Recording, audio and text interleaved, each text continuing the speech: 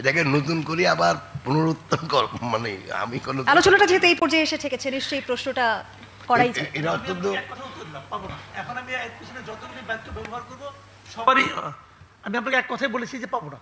এখন এটাকে এস্টাবলিশ করার জন্য আমি যদি 20টা বাক্য ব্যবহার করি অর্থ একটাই, পাবো না। কারণ ভাই যারা আসলে জামাত বাংলাদেশের সবসময় 3-4 নম্বর দল, যেরকম নাকি আগের বার হতো। আওয়ামী লীগ কি করেছে? জাতীয় পার্টিকে টাইনে আইনে প্রধান বিরোধী দল বানাইছে। হইতে পারছে? ওর তো এটা হওয়ার যোগ্যতাই নাই। তো এখন আপনি এই দলকে নিয়ে আইনে মানাবেন প্রধান বিরোধী দল, হবে নাকি? এটা হবে না। এটাই স্বাভাবিক। আমরা দেশে যারা প্রধান বিরোধী দল থাকবে তারা তাদের রাখবেন আপনি দূরে দূরে। এই দল ক্ষমতায় যাবে, তাদেরও লাভ হবে না, দেশেরও কোনো লাভ হবে না, এবং গণতান্ত্রিক যে পদ্ধতি, আমরা গণতন্ত্র বলে যা বুঝি সেটার কোনো লাভ হবে না। আপনি যতই যুক্তি দেন, জার্মানি নিয়ে আসেন, সুইজারল্যান্ড নিয়ে আসেন, সব যুক্তি উদাহরণ নিয়ে আসেন ভাই, আমাদের দেশের বাস্তবতা হলো এই দেশের রাজনৈতিক দল হলো বেসিক্যালি দুইটা, আওয়ামী লীগ আর বিএনপি। শেখ হাসিনা খারাপ ছিল, আপনি আমাকে বলেন আওয়ামী লীগের খারাপ দল, আপনি নির্বাহী আদেশে তাকে নিষিদ্ধ করছেন। নির্বাহী আদেশ আপনি দিতেই পারেন, নির্বাহী আদেশটা কে সই করছে? আপনি কে ভাই? আপনার কি গ্রহণযোগ্যতা আছে আমাকে আপনি বলেন। আপনার কি অতীত, আপনার কি বর্তমান? ওই যে আপনার আমল নামা নিয়ে তো এক সচিব, সাবেক সচিব তো বসে আছে, সে তো বলতেছে 8টার নাম আছে, ওই 8টার মধ্যে তো আপনিও আছেন। প্রশ্নটা হলো এটা ওদের আইনগতভাবে আদালতের মাধ্যমে হয়তো হোক।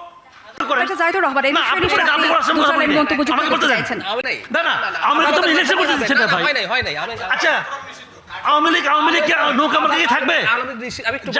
আমাকে বলতেন, আমাকে শেষ করেন, তারপর আপনি বলেন। আপনি আমাকে বলেন থাকবে? থাকবে না। তা আর আলাপ করে লাভ আছে? ওই আধ্যাত্মিক আলাপ করে লাভ আছে কোনো? ওই সময় আলাপ করেন আপনি, ব্যাকরণ নিয়ে আসেন, অমুক নিয়ে আসেন, তমুক নিয়ে আসেন, ব্যালট পেপারে নৌকা থাকবে কিনা, দ্যাট ইজ দ্য পয়েন্ট। কারণ আমি বলতে চাচ্ছি না আওয়ামী লীগের স্বার্থ নিয়ে আমার কোনো কথা নাই। আমার কথা হলো যে লোকটা সারা জীবন নৌকায় ভোট দিয়েছে তার জন্য আপনি কি রাখলেন? বৈঠাও রাখবেন না, জাহাজও রাখবেন না, তো সে কি করবে? তার অধিকার তো আপনি ক্ষুণ্ণ করলেন। একটা রাষ্ট্র, একটা সরকার যখন এই ধরনের কাজ করে, সেই কাজটাকে আর আপনি যত খুশি বলেন আমি এটার একটা জবাব দিই।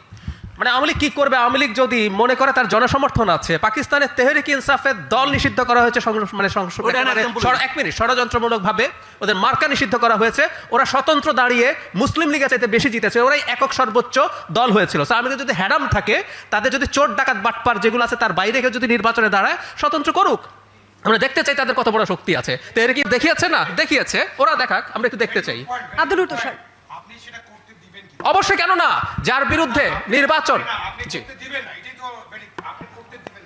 আপনি করতে দিবেন না এই জন্য যে আপনি চাইবেন না যে তারা স্বতন্ত্র দাঁড়াক। আপনি এখন আপনারা একটা কাজ করতে পারেন, রাজনৈতিক দলের একটা কাজ করেন। আপনারা ফেসিবাদ বিরোধী আন্দোলন করছেন, একটা ঐক্য ছিল না আপনাদের 5ই আগস্ট পর্যন্ত? সেই ঐক্য তো এখন একটু ভঙ্গুর অবস্থায় আছে। আপনারা নিজেদের বিরুদ্ধে কথা বলছেন। আপনারা ফেসিবাদ বিরোধী ঐক্য করেন, ইনক্লুসিভ নির্বাচন করেন, আওয়ামী লীগের বিরুদ্ধে ফেসিবাদী ঐক্য করে তাদেরকে সহায় দেন। না সেটা না, আওয়ামী লীগ স্বতন্ত্র নির্বাচন করতে পারবে না, এই কথা কোথাও নাই। স্বতন্ত্র নির্বাচন আওয়ামী লীগ করবে কেন? That is not Awami League. না, আওয়ামী লীগ একটা রাজনৈতিক দল। আপনি সেটা ফেসিবাদী রাজনৈতিক দল হিসেবে আপনি আইনগতভাবে নিষিদ্ধ করেন নাই, একটা অর্ডার দিচ্ছেন, প্রশাসনিক অর্ডার, সেই অর্ডারের ভিত্তিতে তাদের কার্যক্রম নিষিদ্ধ করে রাখছেন।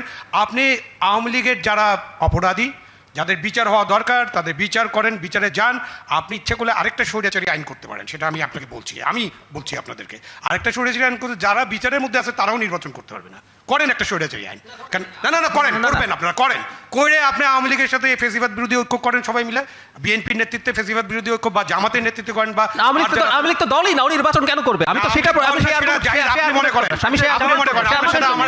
কোনো কারণ আমরা একটা ব্যক্তিগত মতামত,